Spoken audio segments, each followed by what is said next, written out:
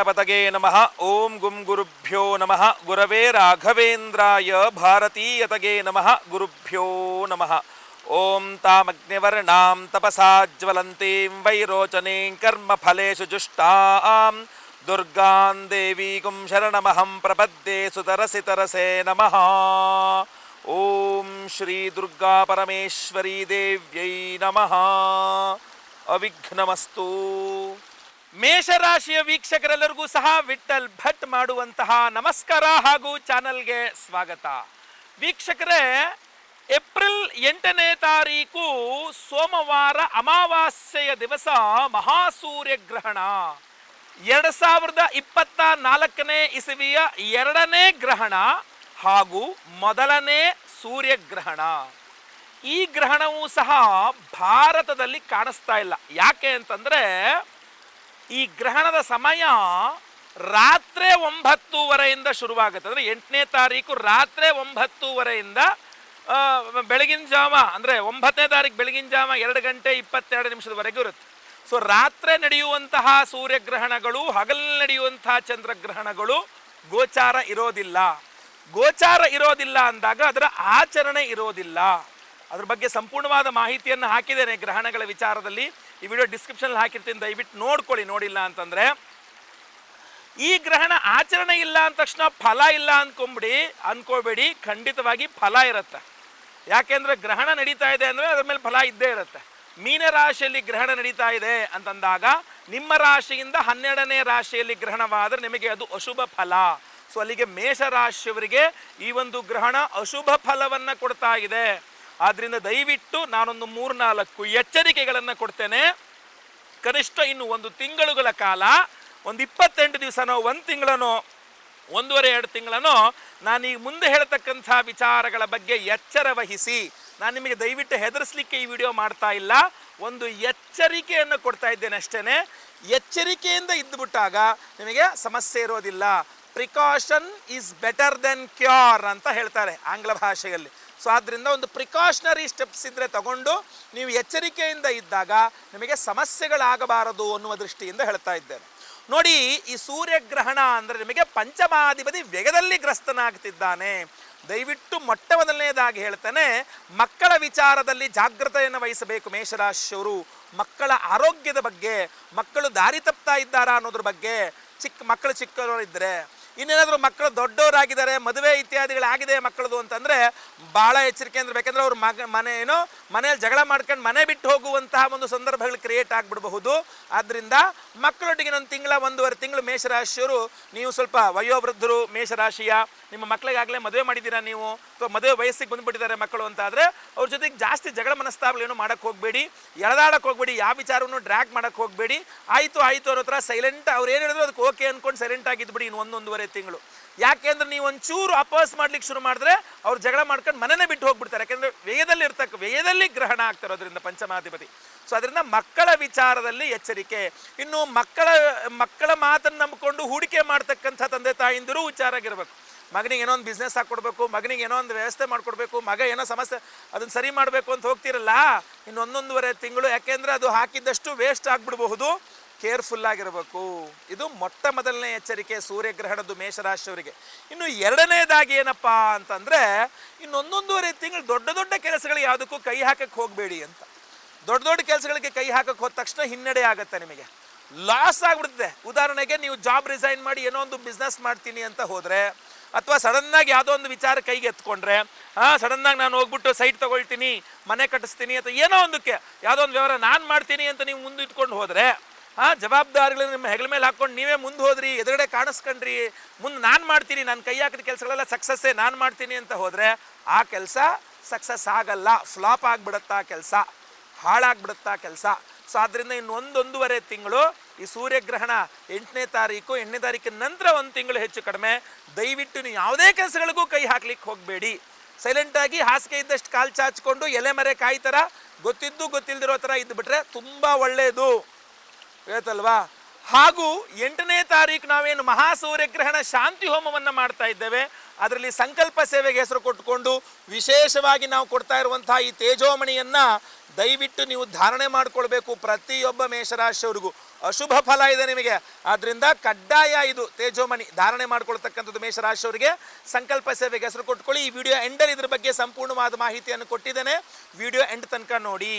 ಇನ್ನು ಮೂರನೆಯ ಅತ್ಯಂತ ಪ್ರಮುಖವಾದಂತಹ ವಿಚಾರ ಮೇಷರಾಶಿಯವರಿಗೆ ಈ ಒಂದು ಸೂರ್ಯಗ್ರಹಣದಿಂದ ಏನಪ್ಪ ಅಂತಂದರೆ ಆರೋಗ್ಯದ ವಿಚಾರ. ಆರೋಗ್ಯ ಹಾಳಾಗ್ತಕ್ಕಂಥ ಸಾಧ್ಯತೆ ತೀರಾ ಜಾಸ್ತಿ ಇದೆ. ಆದ್ದರಿಂದ ದೂರ ಪ್ರಯಾಣಗಳು ಮಾಡ್ತಕ್ಕಂಥದ್ದು ಮಾಡಬೇಡಿ. ಪಿತ್ತ ವಿಕಾರ ಆಗೋದು, ತಲೆ ಸುತ್ತು ಬರ್ತಕ್ಕಂಥದ್ದು, ಕಣ್ಣಿಗೆ ಸಂಬಂಧಪಟ್ಟಂತೆ ಕಣ್ಣು ನೋವು, ತಲೆನೋವು ಬರ್ತಕ್ಕಂಥದ್ದು, ವಾಂತಿ ಆಗ್ತಕ್ಕಂಥದ್ದು, ಇದೆಲ್ಲ ಜಾಸ್ತಿ ಆಗುತ್ತೆ ಮೇಷರಾಶಿಯವರಿಗೆ. ಆರೋಗ್ಯ ಬಾಧೆ, ಪಂಚಮಾಧಿಪತಿ ವ್ಯಯದಲ್ಲಿ ಗ್ರಸ್ತನಾಗ್ತಿದ್ದಾನೆ ಅಂದ್ರೆ ಒಂದು ಕಡೆ, ಆದರೆ ಈ ಗ್ರಹಣ ಅಶುಭ ಫಲ ಇದ್ದಾಗ, ಅದು ಸೂರ್ಯಗ್ರಹಣ ಅಶುಭ ಫಲ ಇದ್ದಾಗ ಕಡ್ಡಾಯವಾಗಿ ಆರೋಗ್ಯದ ಮೇಲೆಯೇ ನಿಮಗೆ ಅದು ಹೊಡೆತ ಕೊಡಲಿದೆ. ಆದ್ದರಿಂದ ನಾವು ಇದರ ಸಮಸ್ಯೆ ಪರಿಹಾರಕ್ಕೋಸ್ಕರವೂ ಸಹ ನಾವು ಮಹಾಮೃತ್ಯುಂಜಯ ಹೋಮವನ್ನು ಮಾಡಿ ಈ ಒಂದು ಮಣಿಯನ್ನು ಅದರಲ್ಲಿ ಅಭಿಮಂತ್ರಣೆ ಮಾಡಿ ಕೊಡ್ತಾ ಇದ್ದೇವೆ ಪ್ರತಿಯೊಬ್ಬರಿಗೂ. ಈ ವಿಡಿಯೋ ಎಂಡಲ್ಲಿ ಸಿಂಪಲ್ ಪರಿಹಾರಗಳನ್ನು ಹೇಳಿದ್ದೇನೆ, ಹಾಗೂ ವಿಶೇಷ ಪರಿಹಾರ ಈ ಒಂದು ಮಣಿಯನ್ನು ಕೊಡ್ತಕ್ಕಂಥ ಮಣಿಯನ್ನು ಕೊಡ್ತಕ್ಕಂಥ ವಿಶೇಷ ಪರಿಹಾರವನ್ನು ಹೇಳಿದ್ದೇನೆ. ದಯವಿಟ್ಟು ವಿಡಿಯೋ ಎಂಡ್ ತನಕ ನೋಡ್ಕೊಳ್ಳಿ. ನೆಕ್ಸ್ಟು, ಈ ಒಂದು ಮಹಾಸೂರ್ಯಗ್ರಹಣ ನಿಮ್ಮ ಸಾಲಗಳ ವಿಚಾರದಲ್ಲಿ, ನಿಮ್ಮ ಶತ್ರುಗಳ ವಿಚಾರದಲ್ಲಿ, ಆಮೇಲೆ ನಿಮ್ಮ ರೋಗ ರುಜಿನಗಳು, ಆರೋಗ್ಯ, ಈಗೇನು ಹಿಂದೆ ಹೇಳಿದ್ರೆ ಅದ್ರ ವಿಚಾರದಲ್ಲಿ ವಿಶೇಷ ಪ್ರಭಾವವನ್ನು ಕೊಡಲಿದೆ.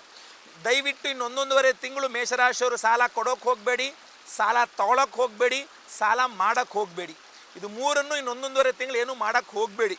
ಸಾಲಗಳ ವಿಚಾರದಲ್ಲಿ ಬಹಳ ಎಚ್ಚರಿಕೆಯನ್ನು ವಹಿಸಬೇಕು ನೀವು, ಗೊತ್ತಲ್ವಾ? ಅದಕ್ಕೆ ಹೇಳಿದ್ದು ನಾನು, ಎಲೆ ಮರೆ ಕಾಯ್ತರ ಇರಿ ಅಂತ, ಜವಾಬ್ದಾರಿಗಳು ತಗೊಳಕ್ಕೆ ಹೋಗಬೇಡಿ ಅಂತ. ಇನ್ನು ಕೊನೆಯದಾಗಿ ಶತ್ರುಗಳ ವಿಚಾರದಲ್ಲಿ ಬಹಳ ಎಚ್ಚರಿಕೆ ಇರಬೇಕು. ಮಾಟಮಂತ್ರ, ಶತ್ರುಬಾಧೆ, ಬೆನ್ನಿಗೆ ಚೂರಿ ಆಗ್ತಕ್ಕಂಥವ್ರು, ಮೋಸ ಮಾಡ್ತಕ್ಕಂಥವ್ರು, ಸುಳ್ಳು ಹೇಳ್ತಕ್ಕಂಥವ್ರು, ಇಂಥವರ ಕಾಟ ಜಾಸ್ತಿ ಆಗ್ಬಿಡುತ್ತೆ ನಿಮಗೆ. ಯಾರನ್ನೋ ನಂಬ್ಕೊಂಡು ನೀವು ಮುಂದುವರೆದ್ರಿ, ಅವರು ನಿಮಗೆ ಬೆನ್ನಿಗೆ ಚೂರಿ ಹಾಕಿದ್ರು, ಅವರು ನಿಮಗೆ ಇನ್ನು ಶತ್ರುಗಳೆಲ್ಲ ಸೈಲೆಂಟ್ ಆಗಿದ್ದವರು ಸಡನ್ನಾಗಿ ಚಿಗುರ್ಕೊಂಡು ನಿಮಗೆ ಏನು ತೊಂದರೆ ಕೊಡ್ಲಿಕ್ಕೆ ಸಾಧ್ಯವೋ ಅಷ್ಟು ತೊಂದರೆ ಕೊಡೋಣ ಅಂತ ಪ್ರಯತ್ನ ಮಾಡ್ಲಿಕ್ಕೆ ಶುರು ಮಾಡಿಬಿಡ್ತಾರೆ. ಅಯ್ಯೋ ಮೊನ್ನೆ ಹತ್ರಕ್ಕೆ ಸುಮ್ಮನಿದ್ದಲ್ಲಪ್ಪ, ಏನಾಗೋಯ್ತು ನಿನಗೆ ಅಂತ ಕೇಳಂಗೆ ಆಗ್ಬಿಡ್ತಾರೆ. ಸೊ ಆದ್ದರಿಂದ ಮಹಾಸೂರ್ಯಗ್ರಹಣ ನಿಮಗೆ ಈ ಸಮಸ್ಯೆಗಳನ್ನು ಕೊಡಬಹುದು. ಇದಕ್ಕೂ ವಿಶೇಷ ಪರಿಹಾರವಾಗಿ ಮಹಾಪ್ರತ್ಯಂಗಿರಾ ಹೋಮವನ್ನು ಮಾಡಿ ಅದರಲ್ಲಿ ವಿಶೇಷವಾದ ಈ ತೇಜೋಮಣಿಯನ್ನು ನಾವು ಅಭಿಮಂತ್ರಣೆ ಮಾಡ್ತಾ ಇದ್ದೇವೆ. ಅದಕ್ಕೆ ಹೇಳ್ತಂಥದ್ದು ಸಿಂಪಲ್ ಪರಿಹಾರಗಳನ್ನು ಹೇಳ್ತೇನೆ, ವಿಶೇಷ ಪರಿಹಾರಗಳನ್ನು ಹೇಳ್ತೇನೆ ಅಂತ. ಆ ಪರಿಹಾರಗಳೇನಪ್ಪ ಅಂತಂದರೆ, ಬಹಳ ಮುಖ್ಯವಾಗಿ 8ನೇ ತಾರೀಕು ಗ್ರಹಣವಾಗುತ್ತದೆ ರಾತ್ರಿ. ಆದ್ದರಿಂದ 9ನೇ ತಾರೀಕು ಬೆಳಗಿನ ಜಾವದಲ್ಲಿ ನೀವು ಬೆಳಗ್ಗೆ ಎದ್ದು ಸ್ನಾನವಾದ ನಂತರ ಗೋಧಿ, ಬಹಳ ಮುಖ್ಯವಾಗಿ ಗೋಧಿ 1 kg ಅಥವಾ 2 kg ಗೋಧಿಯನ್ನು ಸಪ್ರೇಟಾಗಿ ಒಂದು ಪಾತ್ರೆಯಲ್ಲಿ, ಹಾಗೂ ಇನ್ನೊಂದು ಪಾತ್ರೆಯಲ್ಲಿ ಉದ್ದಿನ ಬೇಳೆಯನ್ನು ಸಪ್ರೇಟಾಗಿ, ಉದ್ದಿನ ಬೇಳೆಯನ್ನು, ಗೋಧಿ ಹಾಗೂ ಉದ್ದಿನ ಬೇಳೆ ಸಪ್ರೇಟಾಗಿ ದಾನ ಮಾಡಬೇಕು. 9ನೇ ತಾರೀಕು ಬೆಳಗ್ಗೆ ಎದ್ದು ಸ್ನಾನ ಮಾಡಿಕೊಂಡು ಹತ್ತಿರದಲ್ಲಿರುವ ಶಿವ ದೇಗುಲ, ಈಶ್ವರನ ದೇವಸ್ಥಾನ ಆದರೆ ಅತ್ಯುತ್ತಮ, ಸಿಗಲಿಲ್ಲ ಅಂದರೆ ಯಾವ ದೇವಸ್ಥಾನ ಆದರೂ ಪರವಾಗಿಲ್ಲ, ಅಲ್ಲಿ ನೀವು ಉದ್ದಿನ ಬೇಳೆಯನ್ನು ಹಾಗೂ ಗೋಧಿಯನ್ನು, ಒಂದು ನೀಲಿ ಬಣ್ಣ ಅಥವಾ ಕಪ್ಪು ಬಣ್ಣದ ವಸ್ತ್ರದಲ್ಲಿ ಉದ್ದಿನ ಬೇಳೆಯನ್ನು ಹಾಗೂ ಕೆಂಪು ಬಣ್ಣದ ವಸ್ತ್ರದಲ್ಲಿ ಗೋಧಿಯನ್ನು ದಾನ ಮಾಡಿ. ಇನ್ನು ಗ್ರಹಣದ ದಿವಸ ರಾತ್ರಿ ಗ್ರಹಣ ಇರೋದ್ರಿಂದ ನಿಮ್ಮ ಬೆಳಗ್ಗೆ ಎಲ್ಲ ಕೆಲಸಗಳನ್ನು ಮುಗಿಸ್ಕೊಂಡು, ನಿಮ್ಮ ವ್ಯಾಪಾರ ವ್ಯವಹಾರಗಳೆಲ್ಲ ಮುಗಿಸ್ಕೊಂಡು ಬಂದು ರಾತ್ರಿ ಸಮಯದಲ್ಲಿ ಕೈಕಾಲು ತೊಳ್ಕೊಂಬಂದು ಅಥವಾ ಸ್ನಾನ ಮಾಡಿಕೊಂಡು ಒಂದು 9 ಗಂಟೆ 9:15ರಿಂದ ದೇವ್ರ ಮನೆಯಲ್ಲಿ ಒಂದು 1 hour 2 hour ಕೂತ್ಕೊಂಡು ಜಪ ಮಾಡಬಹುದು. ನೀವು ಸೂರ್ಯಗ್ರಹದ ಅಷ್ಟೋತ್ತರ ಪಠಿಸಬಹುದು, ಆದಿತ್ಯ ಹೃದಯ ಸ್ತೋತ್ರವನ್ನು ಪಠಿಸಬಹುದು, ವಿಷ್ಣು ಸಹಸ್ರನಾಮವನ್ನು ಪಠಿಸಬಹುದು, ಶಿವಾಷ್ಟೋತ್ರವನ್ನು ಪಠಿಸಬಹುದು, ಅಥವಾ ಪಂಚಾಕ್ಷರಿ ಜಪ ಓಂ ನಮಃ ಶಿವಾಯ ಅನ್ನುವಂಥ ಜಪವನ್ನು ಮಾಡಿಕೊಳ್ಳಬಹುದು. ಅತ್ಯಂತ ಉತ್ತಮ.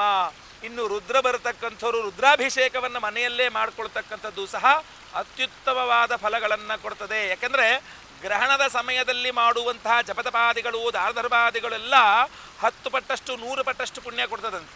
ಸೊ ಆದ್ದರಿಂದ ಆ ಒಂದು ಸಂದರ್ಭವನ್ನು ಈ ಥರ ದೇವತಾರಾಧನೆಗಳನ್ನು ಮಾಡಿಕೊಳ್ಳುವ ಮೂಲಕ ಸದುಪಯೋಗಪಡಿಸ್ಕೊಳ್ಳಿ. ಅಷ್ಟೇ ಅಲ್ಲ, ಬಹು ವಿಶೇಷವಾಗಿ ಅಮಾವಾಸ್ಯೆ ಪರ್ವಕಾಲ 8ನೇ ತಾರೀಕು ಆ ಸೂರ್ಯಗ್ರಹಣದ ದಿವಸವೇ ನಾವು ಮಹಾಸೂರ್ಯಗ್ರಹಣ ಶಾಂತಿ ಹೋಮವನ್ನು ಮಾಡ್ತಾ ಇದ್ದೇವೆ. ಅಷ್ಟೇ ಅಲ್ಲ, ನಿಮ್ಮೆಲ್ಲರ ಶತ್ರುಬಾಧೆ, ಮಾಟಮಂತ್ರ, ದೃಷ್ಟಿದೋಷ ಇದನ್ನೆಲ್ಲ ಒಡೆದಾಕಬೇಕು, ಸದೆ ಬಡಿಬೇಕು. ಎಲ್ಲ ಶತ್ರುಬಾಧೆಗಳ ಪರಿಹಾರ ಮಾಡಬೇಕು ಅಂದರೆ ಒಂದು ಅಮಾವಾಸ್ಯೆ ಬಹಳ ವಿಶೇಷ, ಜೊತೆಗೆ ಗ್ರಹಣನೂ ಇರೋದ್ರಿಂದ ಇನ್ನೂ ಡಬಲ್ ವಿಶೇಷ ಅವತ್ತು. ಸೊ ಆದ್ದರಿಂದ ಅವತ್ತಿನ ದಿವಸ ನಾವು ಮಹಾಪ್ರತ್ಯಂಗಿರ ಹೋಮವನ್ನು ಮಾಡ್ತಾ ಇದ್ದೇವೆ. ಮಹಾಪ್ರತ್ಯಂಗಿರ ಹೋಮ, ಮಹಾಸೂರ್ಯಗ್ರಹಣ ಶಾಂತಿ ಹೋಮ, ಅದರ ಜೊತೆಗೆ ನಿಮ್ಮ ಆರೋಗ್ಯ ಬಾಧೆಗಳು, ಅಪಮೃತ್ಯು ಪೀಡೆಗಳ ಪರಿಹಾರಕ್ಕೆ ಮಹಾಮೃತ್ಯುಂಜಯ ಹೋಮ, ಇದೆಲ್ಲ ಮಾಡಲಿಕ್ಕೆ ಗ್ರಹಣದ ದಿವಸ ಬಹಳ ಪವರ್ಫುಲ್ ಆಗಿರತಕ್ಕಂಥ ದಿವಸ. ಸೊ ಅದನ್ನು ಅವತ್ತೇ ಮಾಡ್ತಾ ಇದ್ದೇವೆ.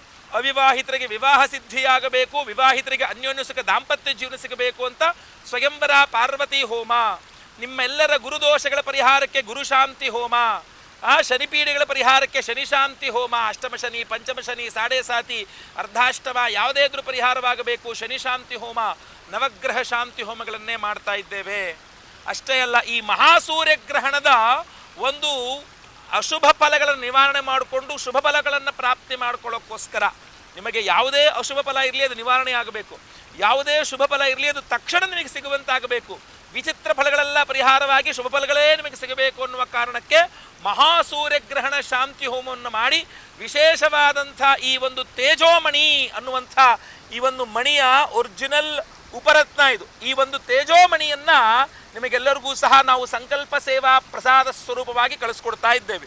ಈ ಒಂದು ಮಣಿಯನ್ನು ನೀವೆಲ್ಲರೂ ಸಹ ಧಾರಣೆ ಮಾಡಬಹುದು, ನಿಮ್ಮಲ್ಲೇ ಇಟ್ಕೊಳ್ಬಹುದು. ಯಾಕೆಂದರೆ ಗ್ರಹಣ ಮಹಾಸೂರ್ಯಗ್ರಹಣದಂದು ಅಭಿಮಂತ್ರಣೆ ಮಾಡಿದಂಥ ವಿಶೇಷವಾದ ತೇಜೋಮಣಿ ಇದು ಆಯ್ತಲ್ವಾ. ಒರಿಜಿನಲ್ ತೇಜೋಮಣಿಯನ್ನು ನೀವೆಲ್ಲರೂ ಸಹ ಮಹಾಸೂರ್ಯಗ್ರಹಣದಂದು ಅಭಿಮಂತ್ರಣೆ ಮಾಡಿರತಕ್ಕಂಥದ್ದಾದ್ದರಿಂದ ಇದನ್ನು ಧಾರಣೆ ಮಾಡಿಕೊಳ್ಳಿ. ಕನಿಷ್ಠ ಒಂದು 28 ದಿನಗಳ ಕಾಲ ಇದನ್ನು ಧಾರಣೆ ಮಾಡಿಕೊಳ್ಳಿ. ನಂತರ ದೇವ್ರ ಮನೆಯಲ್ಲೋ ಅಥವಾ ನಿಮ್ಮ ಒಂದು ಕಾರ್ಯಕ್ಷೇತ್ರದಲ್ಲಿ ಇಟ್ಕೊಳ್ಳಿ.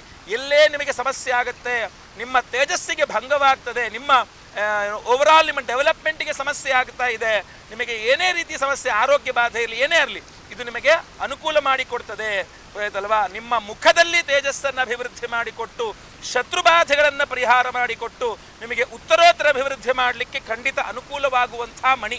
ಆದ್ದರಿಂದ ವಿಶೇಷವಾಗಿ ಈ ಮಣಿಯನ್ನು ನಾನು ಎಲ್ಲಿ ಈ ವಿಡಿಯೋವನ್ನು ಮಾಡ್ತಾ ಇದ್ದೇನಲ್ಲ, ಅಮ್ಮನವರ ಸನ್ನಿಧಾನ, ಮರಕದ ಶ್ರೀ ದುರ್ಗಾ ಪರಮೇಶ್ವರಿ ಅಮ್ಮನವರ ಸನ್ನಿಧಾನದಲ್ಲಿ ವಿಶೇಷವಾಗಿ ಈ ಒಂದು ಮಣಿಯನ್ನು ಇರಿಸಿ ಅಭಿಮಂತ್ರಣೆ ಮಾಡಿಸಿ ಪೂಜೆ ಮಾಡಿಸಿ ಇಲ್ಲಿ ಅಮ್ಮನವರ ಒಂದು ಅಭಿಷೇಕದ ತೀರ್ಥವನ್ನು ಹಾಕಿಸಿಕೊಂಡು ನಂತರ ಇದನ್ನು ನಾವು ತೆಗೆದುಕೊಂಡು ಬರ್ತಾ ಇದ್ದೇವೆ.